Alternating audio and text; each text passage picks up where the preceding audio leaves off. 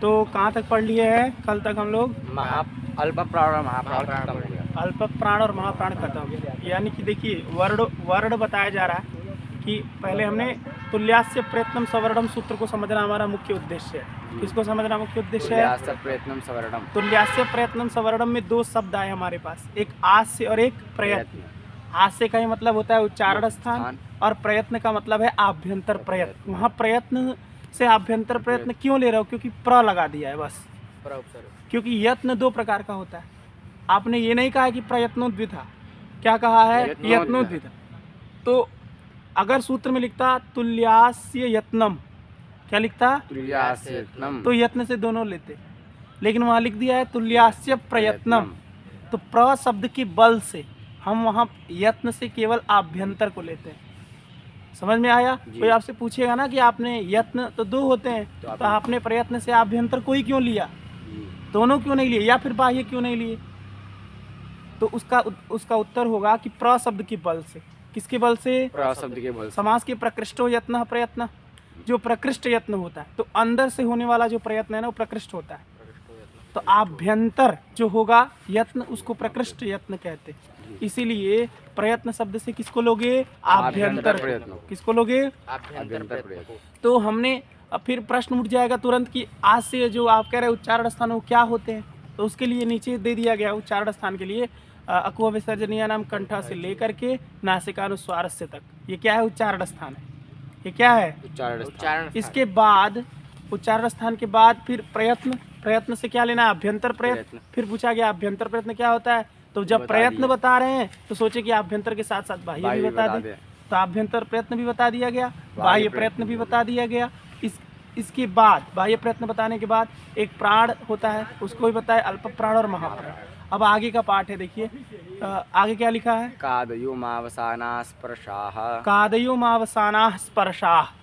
ठीक है, अब हमने पढ़ चुके हैं ऊपर जाकर के कि 5 आभ्यंतर प्रयत्न होते हैं, स्पृष्ट, ईसत स्पृष्ट, ईसत विवृत और विवृत, विवृत और संवृत। ये क्या होते हैं? 5 आभ्यंतर प्रयत्न होते हैं। इसमें स्पृष्ट क्या होता है? तो लिखा था तत्र स्पृष्टम प्रयत्नम स्पर्शानाम, माने स्पर्शानाम वर्णानाम प्रयत्नम स्पृष्टम। स्पर्श संज्ञक वर्णों का प्रयत्न क्या है? स्पृष्ट है। फिर तुरंत मन में उत्पन्न हुआ कि स्पर्श किसे कहते हैं, तो उसका उत्तर आ रहा है कादयो मावसाना स्पर्शाः। क्या लिखा है? कादयो मावसाना स्पर्शाः। ठीक है, कादयो मावसाना स्पर्शाः, यानी कि कादयः मावसानाः स्पर्शाः। जो कादी है, मावसान है, उसको स्पर्श कहते हैं। कादी का मतलब कह आदिर ये शाम ते कादय, क आदि में है जिसके, उसको कादी कहोगे। क आदि में उसको क्या कहोगे? कादी।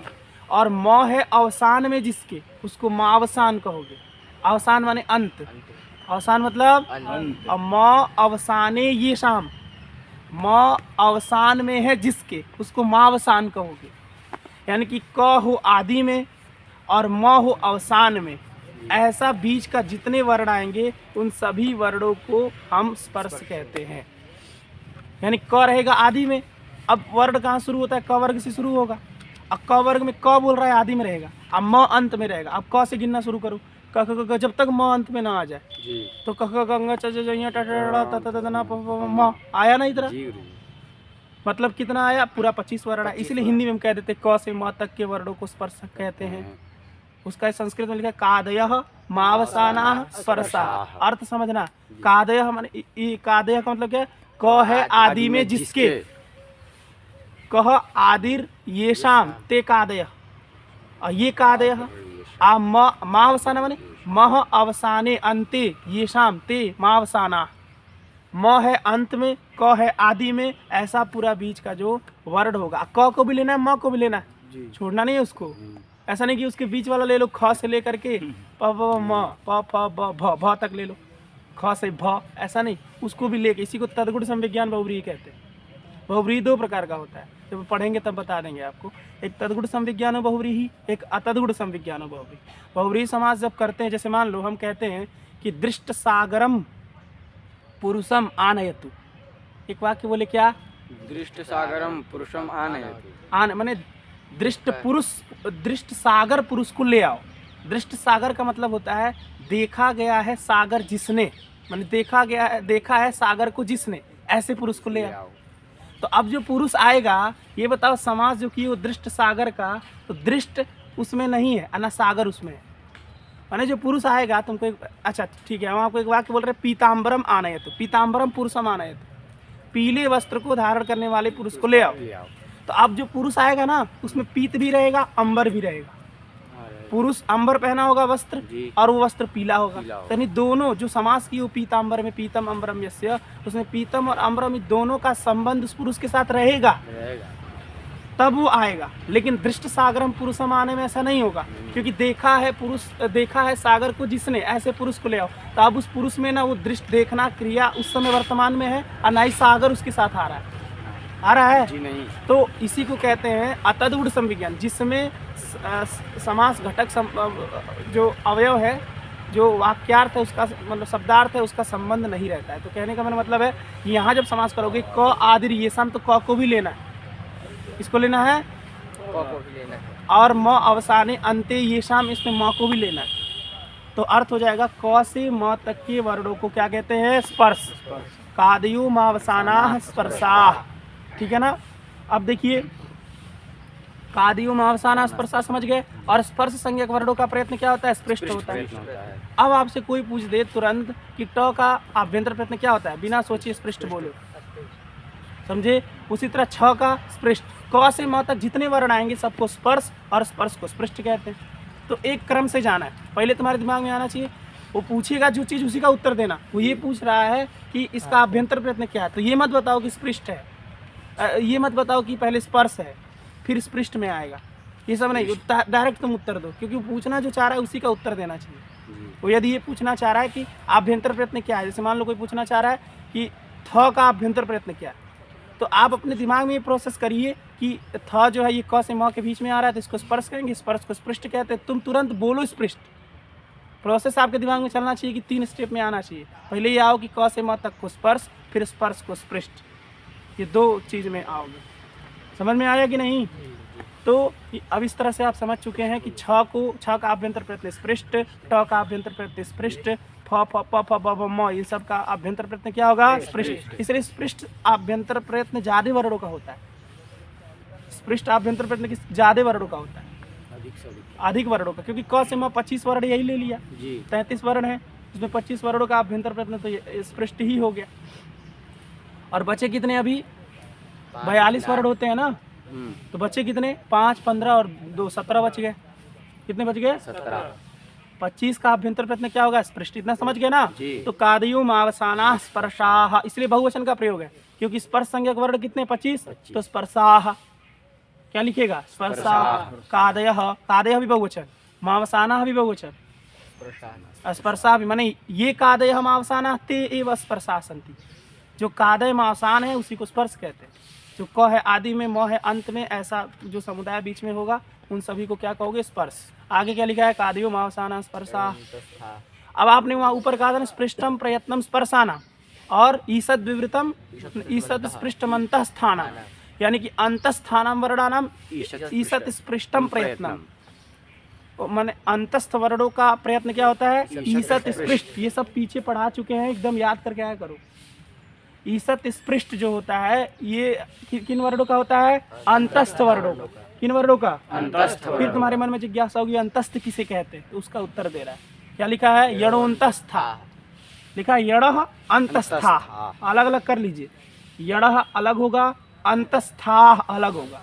माने ये यणः ते एव अंतस्था, जो यण है उसी को अंतस्थ कहते हैं, जो यण है उसी को अंतस्थ। अब ये यणः बहुवचन है, प्रथमा बहुवचन, ये मत समझना एक वचन है राम की तरह। यण यणौ यणः रूप चलता है, तो यणः कहाँ का रूप है? प्रथमा बहुवचन, क्योंकि हमको यणः ही अंतस्थ है, इसलिए अंतस्था में भी बहुवचन जी। ये यणः जो यण है उसी को अंतस्थ कहते हैं। जो समान लिंगक होते हैं, समान वचन समान विभक्ति जिसमें होती है, उन एक दूसरे के विशेष विशेषण होते हैं, होते कि नहीं होते? अरे जो विशेष्य होगा, यदि वही लिंग वही वचन पीछे वाले का भी है तो उसका विशेषण मान लिया जाता है। किसी भी श्लोक का आप अर्थ समझते हैं तो उसमें यही चीज़ देखा जाता है, कौन किसका विशेषण है, कौन विशेष्य है। तो इसमें देखिए यणः में भी प्रथमा बहुवचन है, अंतस्था में भी प्रथमा बहुवचन है। इसका मतलब जो यण है वही अंतस्थ है, जो अंतस्थ है वही यण है। तो पूछे अंतस्थ किसे कहते हैं? यण को। यण किसे कहते हैं? अंतस्थ को। समझ में आया कि नहीं? जी गुरु जी। तो यणः अंतस्थाः, यणो अंतस्था लिख दिया है, अतरोरप्लुतात् प्लुते सूत्र लगाया है, जैसे शिवोर्च्य बनता है। आपको सब समझ में आएगा धीरे धीरे, ठीक है ना? ये चीज़ हम संधि पढ़े इसलिए बोल पा रहे हैं, आप नहीं पढ़े इसलिए नहीं बोल पा रहे। जब पढ़ लेंगे आप भी बोलने लगेंगे। तो यण अंतस्था, यण जो है उसको अंतस्थ वर्णों को यण को अंतस्थ वर्ण कहते हैं। और अंतस्थ वर्णों का आभ्यंतर प्रत्यय क्या होता है? ईसत् स्पृष्ट। तो यण में कितने आएंगे? 4। य व र ल कितने आएंगे? 4। तो य व र ल का आभ्यंतर प्रत्यय क्या होगा? ईसत् स्पृष्ट। क्या होगा? स्पृष्ट। ठीक है ना? पहले बोलना यण को अंतस्थ कहते हैं और अंतस्थ संज्ञक वर्णों का आभ्यंतर प्रत्यय क्या होता है? स्पृष्ट होता है, ईसत् स्पृष्ट होता है। यानी ईसत् स्पृष्ट केवल 4 वर्णों को होगा। कितने? य व र ल का, यानी 25 और 4 29 हो गए। कितने हो गए? 29। समझ में आया? जी गुरु जी। इसके बाद कादियो मावसाना स्पर्शाः। आगे अब ईसद विवृतम ऊष्मणाम पढ़े थे पीछे, जी। तीनों को कोरिलेट करना है, संबंध बनाना है दोनों में। जैसे आप पीछे जैसे पढ़े थे कि तत्र स्पृष्टम प्रयत्नम स्पर्शानाम, तो स्पर्श का जिज्ञासा हुआ तो उसका उत्तर दिया कादियो मावसाना स्पर्शा। फिर ईसत स्पृष्टम अंतस्थानाम, ईसत स्पृष्ट जो होता है अंतस्थ वर्णों का होता है, अंतस्थ वर्णों को जानने की जिज्ञासा हुई, उसका उत्तर दिया यणोन्तस्था। फिर पीछे आइए, पीछे कहा ईसद विवृतम ऊष्मणाम, क्या बोला है? फिर आपके मन में तुरंत जिज्ञासा हुई ऊष्म संज्ञक वर्ण कौन कौन है, हुआ ना? उसका उत्तर अब दे रहे हैं आगे। क्या लिखा है यणोन्तस्था के बाद? सल ऊष्माणा। सल ऊष्माणा लिखा है, लेकिन वहां भी सलह ऊष्माणा अलग अलग कर लीजिए। क्या बोलेंगे? सलह ऊष्माणा। विसर्ग का लोप हो गया है, लोपा शाकल्य से। तो सलह ऊष्माणा। अब सलह भी प्रथमा बहुवचन का है। सल सलऊ सलह, जितने प्रत्याहार होते सब हलंत होते हैं ना, तो हलंत है तो एक वचन में हलंत ही रहता है। जैसे यण का यदि रूप बनाओगे ना तो एक वचन में यण ही रहेगा, यण। अब औ लाओगे यणऊ, जस लाओगे यणः। तो इसी तरह सल सलऊ सलह, तो सलह ऊष्माणा। ऊष्माणा भी प्रथमा बहुवचन, ऊष्मा ऊष्माणो ऊष्माणा, ऊष्मन शब्द रहता है। क्या रहता है? तो उसका चला तो ऊष्मा ऊष्माणो ऊष्माणा, यानी लगभग भगवान की तरह चलता है ये। किसका? उस्मन का। हाँ हाँ ठीक है, लगभग। लेकिन नहीं, वहाँ द्वितीय बहुवचन में बदल जाएगा, ऊष्मणः बनता है, और भगवान में भवतः बनता है। समझे? इसमें दद उसकी तरह समझ लो, मतलब इसमें आकार का लोप होता है, क्योंकि अन अंत में मिल जाता है, इसलिए अन के आकार का लोप कर देता है, अल्लोपोना, इसलिए ऊष्मणः बनता है। इसमें अब देखो इधर बनाओगे भवान भवंत भवंत भवंतम भवंतो भवतः, भवता भवद्भ्याम भवद्भि, इसका बनेगा ऊष्मा ऊष्माणो ऊष्माणा ऊष्माणा ऊष्माणो ऊष्मणा ऊष्मणा। अंतर नहीं समझ में आ रहा है? तो सलह ऊष्माणा क्या लिखा है? यानी कि ये सलह ते ऊष्माणा, जो सल है उनको ऊष्म कहते हैं। समझ में आया? जो यण है उसको अंतस्थ कहोगे, जो सल है उसको ऊष्म कहोगे, ठीक है ना? और ऊष्म संज्ञक वर्णों का आभ्यंतर प्रत्यय क्या होता है? ईसद विवृत। यानी कि स स स ह। सल में कितने वर्ण आते हैं? 4। कौन कौन? स स स ह जी, इसी को ऊष्म कहते हैं। इसलिए स स स ह को ऊष्म कहोगे। ऊष्म का आभ्यंतर प्रत्यय क्या होता है? ईसद विवृत। इसलिए आप बिना सोचे समझे कह दीजिए ह का आभ्यंतर प्रत्यय क्या है? ईसद विवृत। समझ में आया कुछ? हाँ, ईसद विवृत हो गया। इसके बाद ऊपर क्या लिखा था? ईसद विवृतम ऊष्मणाम विवृतम स्वराणाम। फिर लिखा था कि स्वराणाम विवृतम प्रयत्नम, प्रयत्नम सब में लगा देना। जैसे लिखा तत्र स्पृष्टम प्रयत्नम वाला प्रयत्नम उठा लो, अब आप चारों में लगाओ। समझ में आया? तो कहिए, वहां लिखा था कि विवृतम स्वराणाम, माने स्वराणाम वर्णानाम प्रयत्नम विवृतम। स्वरों का प्रयत्न विवृत होता है। फिर आपके मन में तुरंत जिज्ञासा होनी चाहिए कि स्वर किसे कहते हैं? होनी चाहिए ना? नहीं हो रही है तो मतलब ध्यान नहीं दे रहे। नहीं गुरु जी, हो रही है ना जिज्ञासा? स्वर किसे कहते हैं?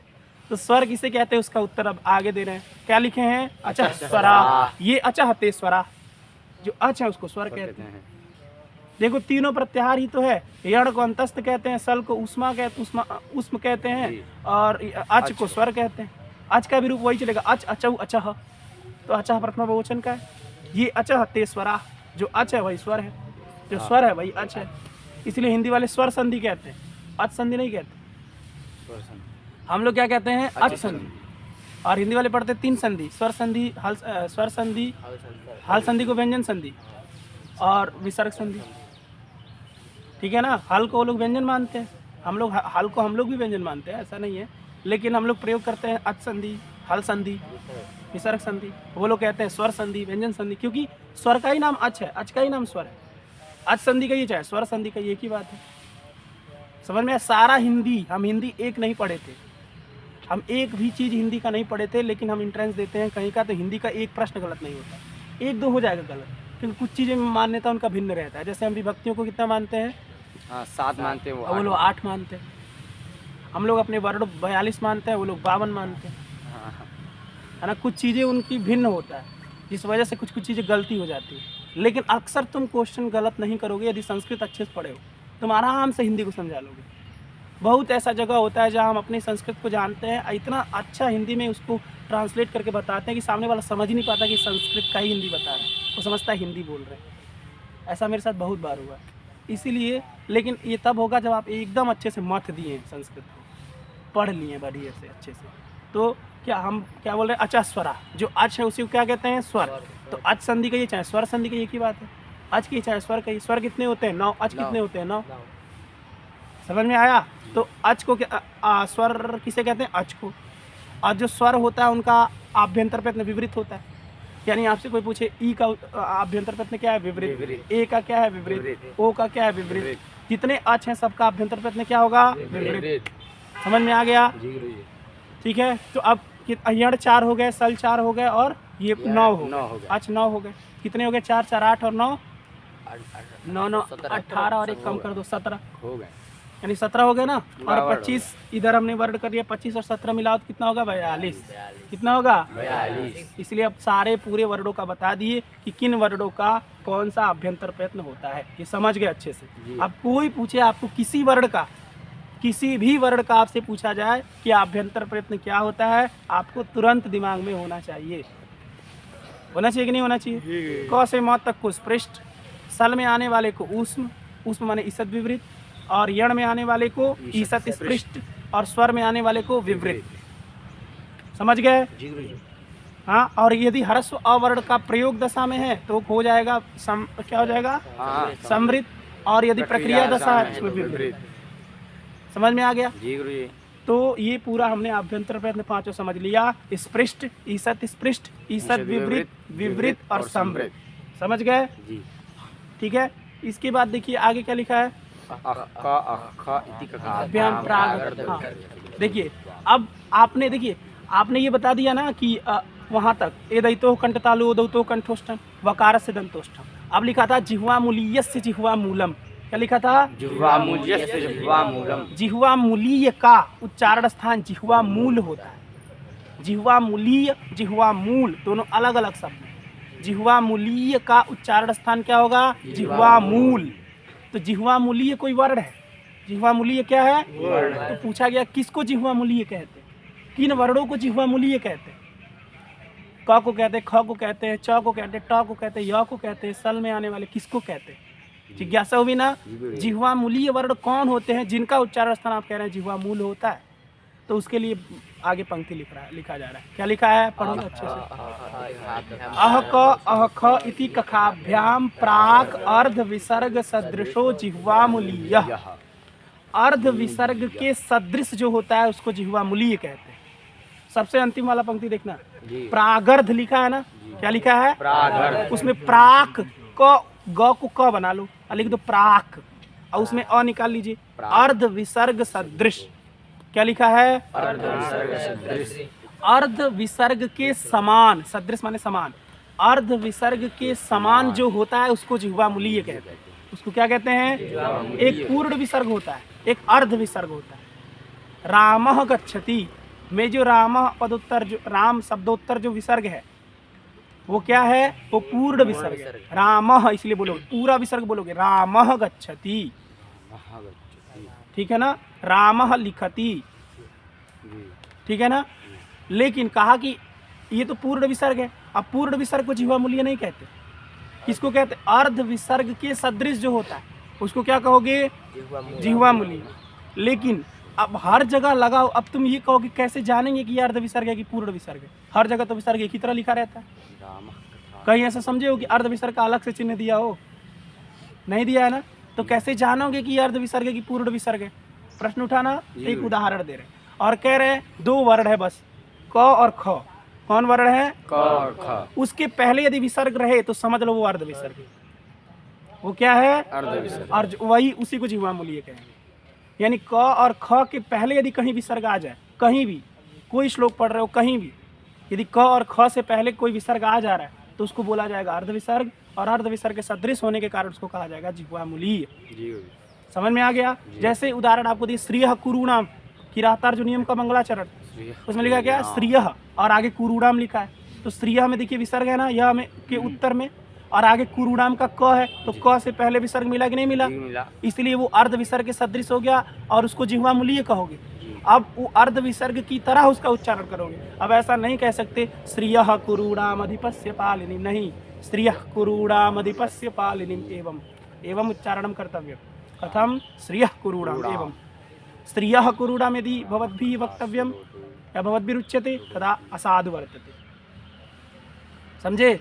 इसलिए उच्चारण कैसे करना है? श्रियः कुरूणाम अधिपस्य पालिनीं प्रजासवृत्तिं यमयुं तवेदितुं सवर्णलिंगी विदितः समाययौ युधिष्ठिरं द्वैतवने वनेचरः।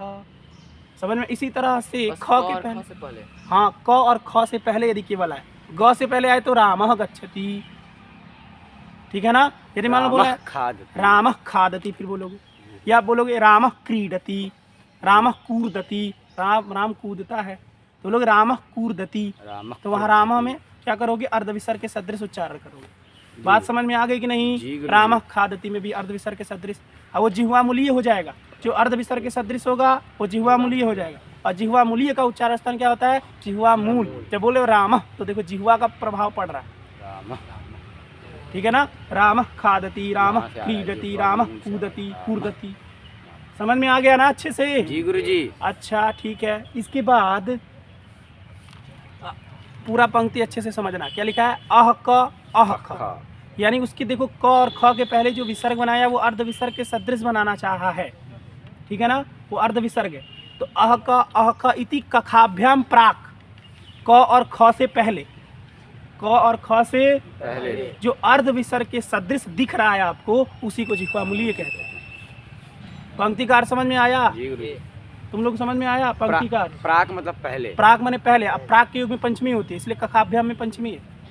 कखाभ्याम पंचमी द्विवचन का है, यानी क और ख से पहले अन्याराधित रहते अधिक शब्दांश उत्तर पदा जाहि युक्ति कारक का एक सूत्र है, वो कहता है प्राक के युग में पंचमी होती है। तुमको कहना हो विद्यालय से पहले रहता हूँ, तो विद्यालयात प्राक निवसामि, तो विद्यालय में पंचमी कर दोगे। प्राक के युग में हमेशा पंचमी होती है, समझे? तो इसलिए लिखा कखाभ्याम प्राक, क और ख से पहले, क और ख से पहले अर्ध विसर्ग, कखाभ्याम प्राक अर्ध विसर्ग सदृशः जिह्वा मूल्यः। क और ख से पहले जो दिख रहा है आपको अर्ध विसर्ग के सदृश, उसको क्या कहते हैं? जिह्वा मूल्य। ठीक है, अह क इति कखाभ्याम प्राक अर्ध विसर्ग सदृशो जिह्वा मूल्यः। और दो वर्ण ले, एक प और एक फ। कौन सा? प और फ के पहले यदि अर्ध विसर्ग के सदृश कुछ दिख रहा है तो उसको उपधमानीय कह देते हैं। उसको क्या कह देते हैं? उपधमानीय। दो चीज आपको एक्स्ट्रा ध्यान रखना है, जिह्वा मूल्य और एक उपधमानीय। और उपधमानीय का उच्चारण स्थान क्या होता है? ओष्ठ। आप पढ़ क्या? उपधमानीय नाम ओष्ठौ। तो उपधमानीय वर्ण किसे कहते हैं? तो आगे अब लिख रहे हैं, देखिए आगे क्या लिखा है? अह प इति पफाभ्याम प्राक अर्ध विसर्ग सदृशः उपधमानीय। प और फ के पहले अर्ध विसर्ग के सदृश जो दिख रहा है उसको उपधमानीय कहते हैं।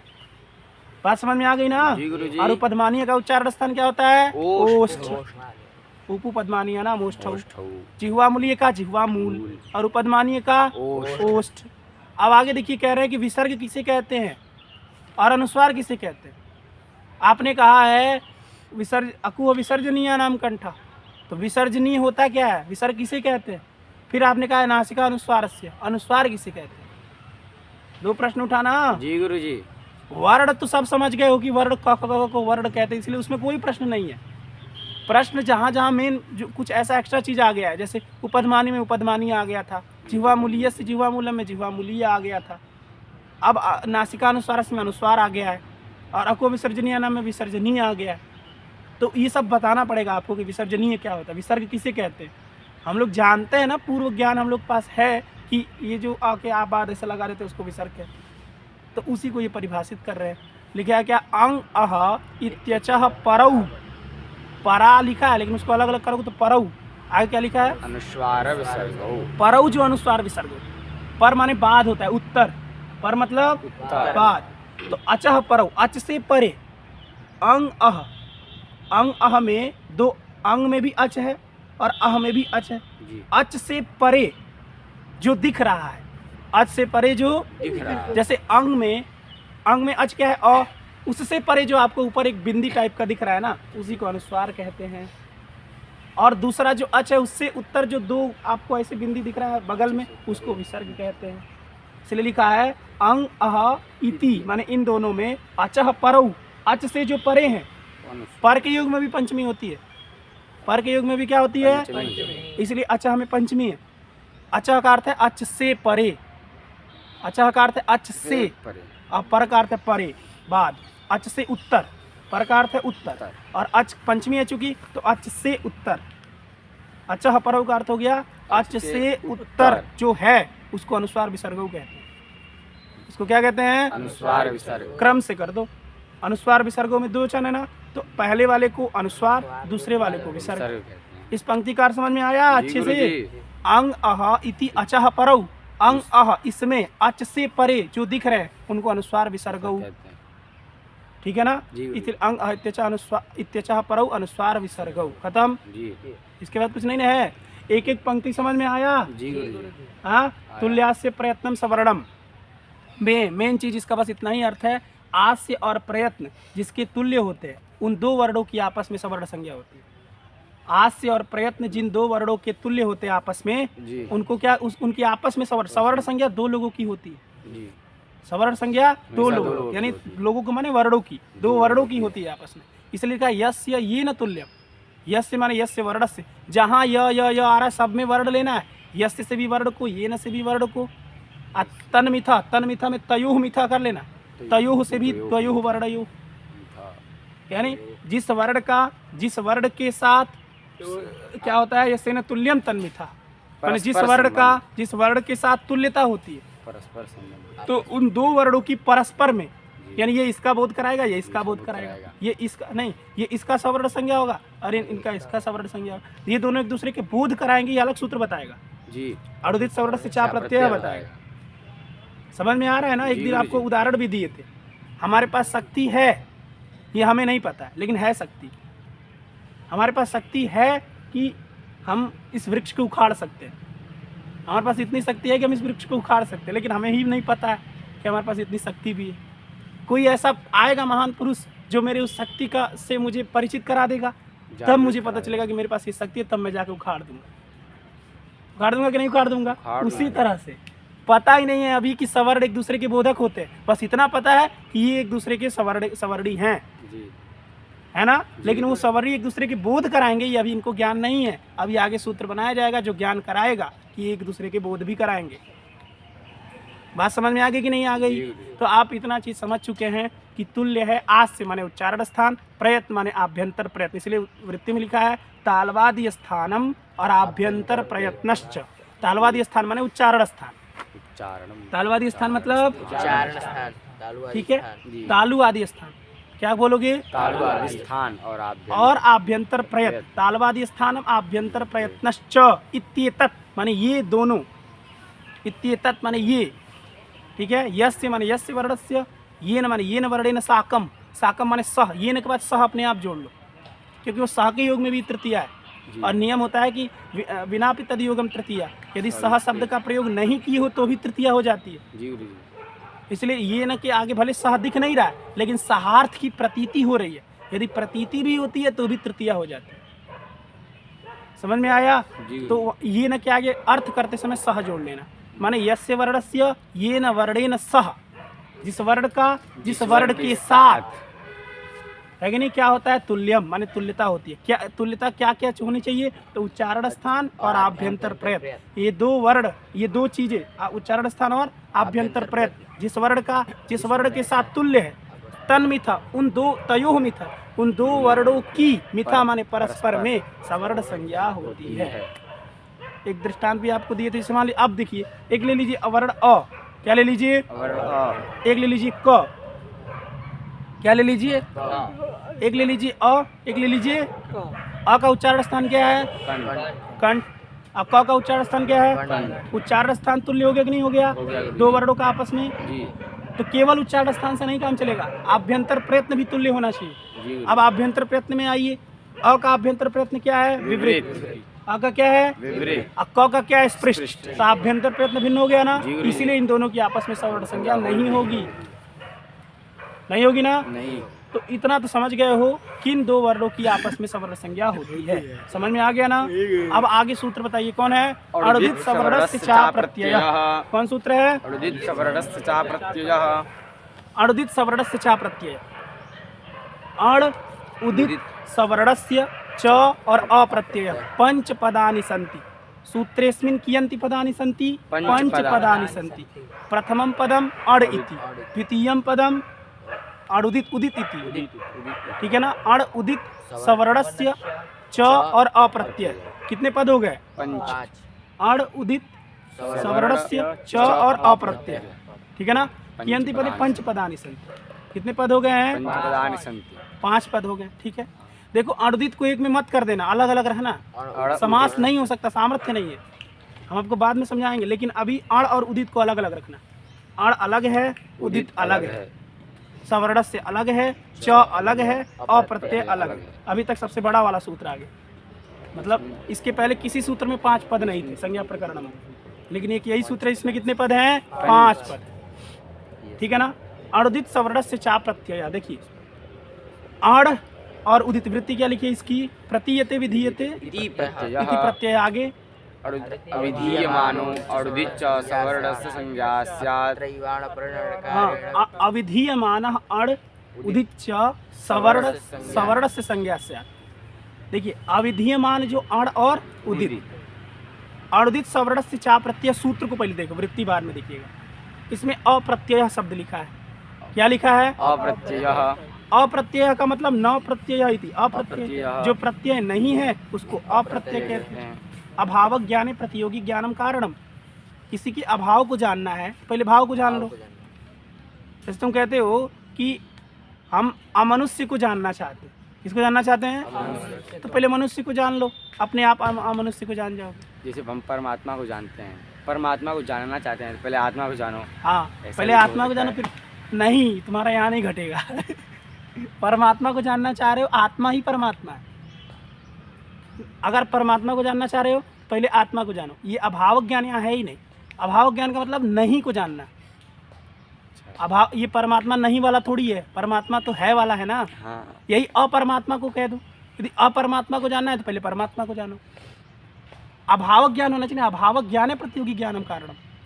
अभाव होना चाहिए ना उस चीज़ का। जी। जैसे किसी चीज़ को नहीं जानना है तो पहले है को जानो, तो नहीं को अपने आप जान जाओ। समझ में आया? तो उसी तरह से अप्रत्यय में प्रत्यय को जानो तो अपने आप अप्रत्यय को जान जाओगे, है ना। तो कहा गया प्रत्यय किसे कहते हैं? तो प्रत्यय दो हम हमारे जहन में उपस्थित हो जाता है। जैसे प्रत्यय का नाम लिया जाता है, 2 चीज़ें आ जाती हैं। एक जो अण आदि जो होंगे तद्धित में, उसको भी प्रत्यय कहते हैं। सुप में सुअ जैसा मौट को भी प्रत्यय कहते हैं। स्त्री में भी जो गीप गीस गिन ये सब होते हैं, इनको भी प्रत्यय कहते हैं। लेकिन वो प्रत्यय यहाँ पर नहीं लेना है, वो प्रत्यय यहाँ पर नहीं लेना। इसीलिए प्रत्यय शब्द की ये व्याख्या खुद वृत्तिकार कर रहे हैं। प्रतीयते विधीयते इति प्रत्ययः। क्या लिखे हैं? प्रतीयते विधीयत इति प्रत्ययः। विधीयत लिखा है ना, जी। उसमें विधीयते कर लेना, मतलब सही लिखा है। वो संधि कर दिया, लोपस आकलित सूत्र लगाया है, अवयव लगा करके। लेकिन जब अर्थ करेंगे तो वहाँ विधीयते करेंगे। क्या करेंगे? विधीयते। यानी प्रतीयते का ही अर्थ है विधीयते। प्रतीयते इति प्रत्यय। प्रतीयते इति, फिर पूछा गया प्रतीयते किसे कहते हैं, तो लिख दिया विधीयते।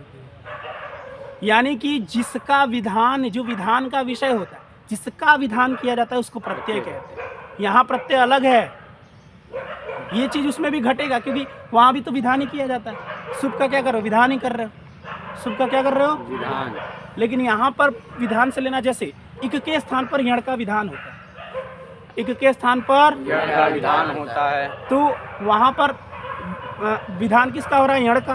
तो यण वहाँ प्रत्यय कहा जाएगा। यण क्या कहा जाएगा? प्रत्यय। क्यों? क्योंकि वो विधान उसका हो रहा है। जिसका विधान होता है उसको प्रत्यय कहते हैं। और इक का विधान नहीं हो रहा है, जी। इक के स्थान पर यण का विधान हो रहा है, तो इक के स्थान पर यण का विधान है, तो यण विधि, यण क्या है? विधीयमान है, तो इसको प्रत्यय कहोगे। और जो प्रत्यय नहीं है उसको अप्रत्यय। अब अप्रत्यय अपने आप समझ जाओगे, यण अप्रत्यय है। जब प्रत्यय समझ गए तो अप्रत्यय नहीं समझ गए। इसी को कहते हैं अभाव ज्ञान प्रतियोगी ज्ञानम कारणम। जब अभाव का ज्ञान करना हो तो पहले प्रतियोगी, उसकी प्रतियोगी जो है उसका ज्ञान करो। तो समझ में आया? प्रत्यय किसे कहते हैं? जिसका विधान होता है उसको प्रत्यय कहते हैं। जिसका विधान होता है उसको प्रतीयते का अर्थ किया विधीयते। तो विधीयते विधीयते क्या लिखा? प्रतीयते विधीयते इति प्रत्यय, यानी कि प्रतीयते इति प्रत्यय, जिसकी प्रतीति होती है। प्रतीति माने जिसका विधान किया जाए, जिसका विधान होता है उसको प्रत्यय कहते हैं। जैसे यण प्रत्यय है। यण क्या है? प्रत्यय। जिसके स्थान पर जो चीज विधान होगा वो प्रत्यय कहा जाएगा। ठीक है ना? और प्रत्यय समझ गए? हमको प्रत्यय से कुछ लेना देना नहीं है, हमको अप्रत्यय लिखा है सूत्र में। तो जो प्रत्यय नहीं है उसको अप्रत्यय कहोगे। प्रत्यय का अर्थ दूसरे शब्दों में विधीयमान होता है। प्रत्यय का क्या अर्थ होगा? विधीयमान। और अप्रत्यय का क्या अर्थ हो जाएगा? अविधीयमान। तो अविधीयमान क्या होगा? यण होगा, सॉरी इक होगा। क्या होगा? एचो यावा में एच होगा, ये अविधीयमान है। बात समझ में आएगी कि नहीं आ गई? तो जो अब देखो, अप्रत्यय का अर्थ कर लिए हो अविधीयमान। अप्रत्यय का क्या अर्थ हो गया है? विधीयमान। अब अविधीयमान जो अण होगा, अविधीयमान जो क्या लिखा है वृत्ति? अविधीयमान अण उदित। जो अविधीयमान अण होगा, जो अविधीयमान अण होगा और जो उदित होगा, उदित में अप्रत्यय विशेषण नहीं है, ये ध्यान रखना। जो सूत्र में पहले था ना, अण और उदित, क्या लिखा था? अण और उदित। अण और उदित में जो अण है उसी में केवल अप्रत्यय विशेषण है। यानी कि अविधीयमान क्या होना चाहिए? अण होना चाहिए। अविधीयमान उदित नहीं होना चाहिए।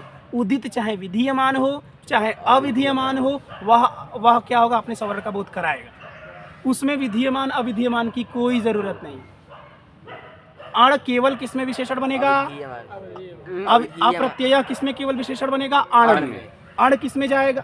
अण किसमें जाएगा? अविधीयमान। यानी अप्रत्यय विशेषण है। अप्रत्यय क्या है? विशेषण। अविशेष से क्या है? अण। यानी अण में अप्रत्यय विशेषण। ऐसा अण अपने स्वर्ण का बोध कराएगा जो कि अप्रत्यय होगा। जो क्या होगा? अविधीयमान होगा। यानी कि अप्रत्यय होगा मतलब अविधीयमान होगा। इसीलिए समास नहीं है। यही रीजन है कि समास नहीं है, क्योंकि अण अप्रत्यय अगर आप समास कर ले रहे हैं अणुदित का, तो फिर अणुदित दोनों में विशेषण बनाना पड़ेगा। समास के बाद वो एक हो जाते हैं। ऐसा होगा दो नहीं। अलग अलग चीज जो हैं वो समास होने के बाद एक बन जाते हैं। जब एक बन जाएंगे तो कोई चीज ला करके विशेषण दे रहे हो तो दोनों में फिर देना पड़ेगा विशेषण। देना पड़ेगा कि नहीं देना पड़ेगा?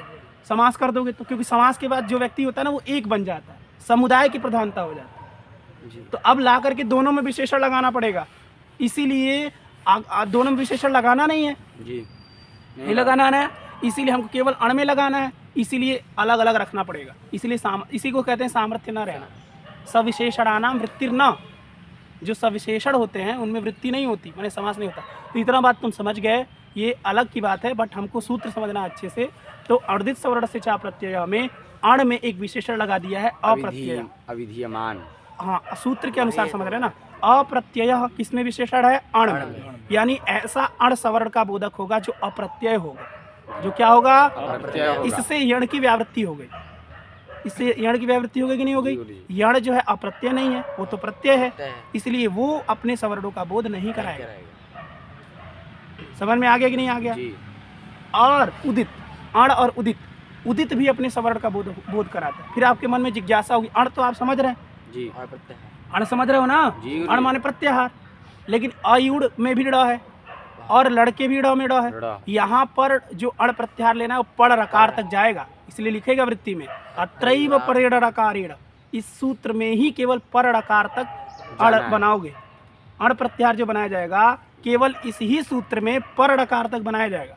नहीं, हमेशा अण जो बनता है वो पूर्व ड़कार तक बनता है। केवल 3 ही वर्ण आते हैं, अ, इ, उ।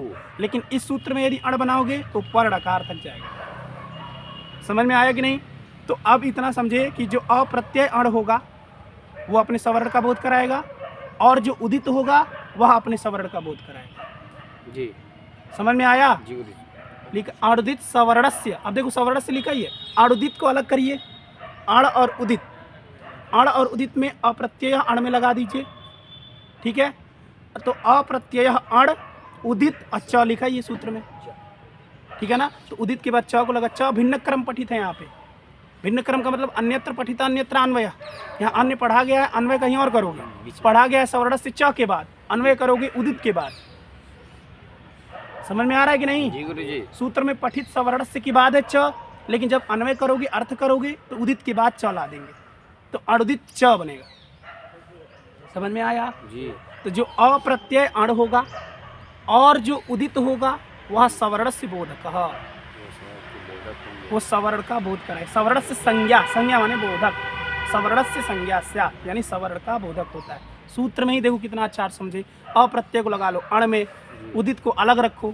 आज चूंकि और कहना है ना तुमको जी, तो और के लिए च लगाना पड़ेगा, उदित लगाना पड़ेगा ना। जी। और सवर्णस्य को इधर की सवर्णस्य संज्ञा स्या, सवर्ण का बोधक होता है, इसलिए इसको कहते हैं ये सवर्ण बोधक सूत्र है। कैसा सूत्र है? सवर्ण बोधक, सवर्ण का बोध कराने वाला सूत्र है। यानी कि इतना आपने अर्थ समझा कि जो अप्रत्यय अण होगा, अप्रत्यय का ही दूसरा अर्थ है अविधीयमान। अविधीयमान यदि अण होगा और उदित होगा, उदित में अविधीयमान विशेषण नहीं है, बस अड़ में है। केवल वो कहेगा उदित, इतना सब। केवल जो उदित है वो अपने सवर्ण का बोध कराएगा। वो अविधीयमान हो विधीयमान उससे कोई मतलब नहीं। समझ? जैसे कुहोष्ठु एक सूत्र है, आपको बता ही देते हैं। कुहोष्ठु एक सूत्र है, अभ्यास कवर्ग हकारयोश चवर्गादेश। वो कहता है कि अभ्यास में यदि कवर्ग है उसको चवर्ग होता है। कु माने कवर्ग, चू माने चवर्ग। कवर्ग के स्थान पर चवर्ग होता है। तो चू क्या है? ये विधीयमान है। कु क्या है? अविधीयमान है ना। जी। तो लेकिन वहां आप देख रहे हैं कि कु भी कवर्ग का बोध करा रहा है, अपने सवर्ण का बोध करा रहा है, और चू भी अपने सवर्ण का बोध करा रहा है। यहाँ इसी से पता चलता है कि अविधीयमान जो है वह उदित में विशेषण नहीं है, क्योंकि हाँ। कु को क्या कहते हैं? उदित।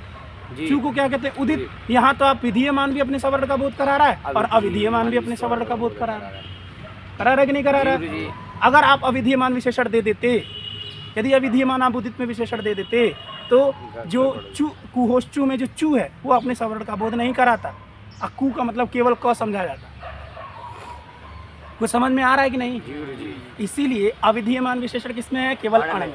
जो अविधीयमान अण होगा और उदित होगा वह सवर्ण से संज्ञा स्यात्, वो सवर्ण का बोधक होता है। आगे क्या लिखा है? आगे लिखा है अत्रिवाण अब परे। ये रुक जाइए, अब इसको हम एक दृष्टांत के माध्यम से समझा करके यही पाठ आज रखते हैं, ठीक है। इसकी वृत्ति बस इतनी ही है कि अविधीयमान जो अण होता है और उदित होता है वह सवर्ण का संज्ञा होता है, यानी सवर्ण का बोधक कराता होता है। है। एक उदाहरण आपको दे रहे हैं, जैसे मान लीजिए अविधीयमान अण कोई हमको लेना है। अविधीयमान कोई अण, अण का मतलब अ इ उ ऋ ए ओ ऐ औ। इसको हाय व र ल, इसको क्या कहते हैं? अण। अण में इक आता है कि नहीं आता है? जी। कोई अड़ची ई उ ऋ आता है। कोई अड़ची सूत्र लीजिए, सूत्र में इक शब्द आया, जी। इक शब्द में ई उ ऋ आते हैं ना। जी गुरु वो जी। अण है कि नहीं है? है। और अविधीयमान है कि नहीं है? है। क्योंकि विधान तो उसका हो नहीं रहा, उसके स्थान पर विधान हो रहा है, जी गुरु जी। तो अविधीयमान हुआ कि नहीं हुआ? जी गुरु जी। अप्रत्यय हुआ कि नहीं हुआ? हुआ। अप्रत्यय अविधीयमान पर्याय शब्द हैं, जी। तो अप्रत्यय अण हुआ कि नहीं हुआ? तो वो अपने सवर्ण का बोध कराएगा। इसीलिए कोई आपसे प्रश्न पूछ दे, भैया ये बताइए इको अड़ची में तो इक में जो ई लिखा है वो तो ह्रस्व लिखा है, और सुधी उपास्य आप बनाते हैं तो उसमें तो दीर्घ हो जाता करते है। हैं। सुधी धन उपास्य जी। क्या करते हैं? सुधी धनुपास। यहाँ तो इको अड़ची लगना ही नहीं चाहिए, नहीं लगना चाहिए ना, नहीं। क्योंकि इको अड़ची तो कहता है कि ह्रस्व इकार उसमें पठित है, यानी इक के स्थान पर यण होता है, यानी ह्रस्व इकार के स्थान पर यण होता है, तो केवल दध्योदकम में ही हो पाएगा। दधि धन उदकम, दधि उदकम में तो हो जाएगा क्योंकि ह्रस्व इकार है। जी। सुधी उपास्य में कैसे कर दिए यण? घी। कैसे कर दिए? तो कहो कि जो ई है उसके सवर्णी कितने हैं? पहले सवर्णी के लिए तुल्य से प्रथम सवर्णम के पास जाना पड़ेगा। किसके पास जाना पड़ेगा? प्रथम सवर्णम के पास तो ई का कितना भेद बताया जा चुका है? 18। ई का कितना भेद बताया जा चुका है? 18। ह्रस्व दीर्घ प्लुत के भेद से जी। 18 प्रकार बताया जा चुका जी है। गुरु जी। अब ये बताइए जो ह्रस्व ई होगा उसका उच्चारण स्थान क्या है? तालु। और जो दीर्घ ई है उसका उच्चारण स्थान क्या है? तालु। और जो प्लुत है उसका उच्चारण स्थान क्या है? और आभ्यंतर प्रयत्न तीनों का विपरीत जी। है ना। जी तो गुरु जी। ह्रस्व दीर्घ प्लुत इन तीनों ई का उच्चारण स्थान और आभ्यंतर प्रयत्न तुल्य है कि नहीं जी है? गुरु जी। है ना, तुल्य। और तुल्य है तो इसलिए आपस में सवर्णी है, जी। यानी कि सवर्ण संज्ञा हो जाएगी आपस में, माने ह्रस्व दीर्घ और प्लुत इन तीनों इकार की आपस में क्या हो जाएगी? सवर्ण संज्ञा। अभी सवर्ण संज्ञा खाली हुआ है और अर्धित सवर्ण से चा प्रत्यय आके कहेगा यदि अविधीयमान अड़ है, यदि अविधीयमान अड़ है, तो अड़ में ई आता है कि नहीं आता आता है गुरुजी। और ये अविधीयमान है कि नहीं है, है है ना अविधीयमान, इसलिए अपने सवर्ण का बोध कराएगा, यानी कि दीर्घ का भी बोध कराएगा और प्लुत का प्लुत का भी बोध कराएगा। कहीं प्लुत ई आ जा रहा है वहां भी अड़ हो जाएगा। 8 बात समझ में आ गई कि नहीं आ गई, गुरुजी। समझ में आया? हाँ बस हो गया, खत्म, बंद कर दीजिए। ठीक है।